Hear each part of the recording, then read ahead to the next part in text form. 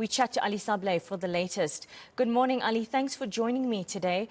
Do we have an approximate in terms of the number of people that have been affected by the fires in the province over these past few days? As you correctly said, it's been a very few days for the Gift to the Givers teams. We were called out on Friday in the afternoon, where community members, the local disaster risk management, called our teams informing us of a disaster. When we arrived on site, we saw close to 200 structures has been completely burnt out, leaving 300 people plus displaced. And what was sad about that disaster is all the people, most of the people of that informal settlement were at work. We witnessed people coming from the taxis, running immediately to the disaster scene. We saw one mother, when she came to a place and she saw it's burnt out, she threw herself on the debris and burst out and started crying uncontrollably. She then informed us this is all what she had. She's a casual worker, and with the busy season in Cape Town, she managed to find employment. And with a little bit of money she was making, she was able to buy a children's new school uniform, as well as stationery that is completely burnt out. Some of the people were in the Eastern Cape as well. Yesterday, our teams were busy in Masiphumelele, where 79 people have been displaced. Unfortunately, 3 people have lost their lives.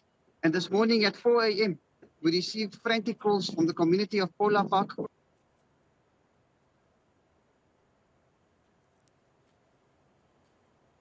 Sorry, Ali, are you there? It looks like we may... Assessment. Our humanitarian aid will begin shortly. Ali, are you there? I'm here. Ali, let's just move to this. There seems to be fires all over the province. Is this a seasonal occurrence? Because really, what is at the heart of these fires? December time, January is normally known as the fire season of the Western Cape. This is a time where our warehouse is stocked to prepare for any possible, where we stocked in October, November already, for any possibly fires during the season. And it's so sad during the festive periods, we know it's a strong winds occurring in the evening, and sometimes it's pure negligence.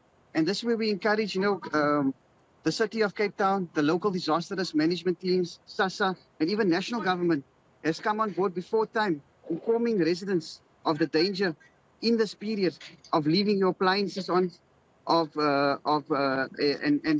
now the residents are blaming load shedding. They're saying as soon as the power comes back on, the appliances start burning out.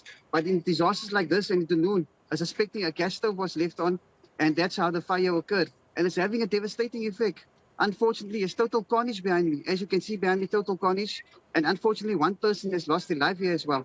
And for many of these residents, somebody who are unemployed, it takes many years for them to build up their lives. And we just pray that the relevant authorities come to the site soon. We heard that the disaster management teams are here. SASSA is also on their way here. And we hope community leaders can engage with the communities when they rebuild their structures, not to build on top of each other, because it makes it difficult for the fire department to reach the fire scene as well. So I know you mentioned that the city, for example, ahead of the fire season, does an educational period with residents of these informal settlements. But this is an annual thing. And this year especially, I mean, over the past few days, just the number of fires that you've mentioned, clearly the message is not getting through. What do you think needs to change to ensure that there is less loss of life and less displacement in the long term? I mean, is it education? Is it a need for greater vigilance? What is it? No, definitely.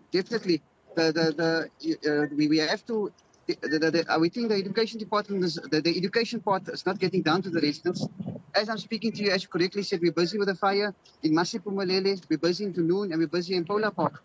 And national government and the community leaders have to do an extra educational drive with people staying in informal structures. The first point is not to build your structures on top of each other. The second thing is not to build your structures on top of the water points. Sometimes fire departments, they come to the scene, and when it's time for them to refill the fire trucks, someone's structure is built over a water point, which makes it difficult for them to put out the fire. So I think that there's a long way of going to educate these people, but they learned many lessons over this last few years, and hopefully there can be more proper engagement. Government has to come on board more seriously and engage with these communities. As you heard of them, as you heard many of them saying, the only time they see government is when incidents like this occur.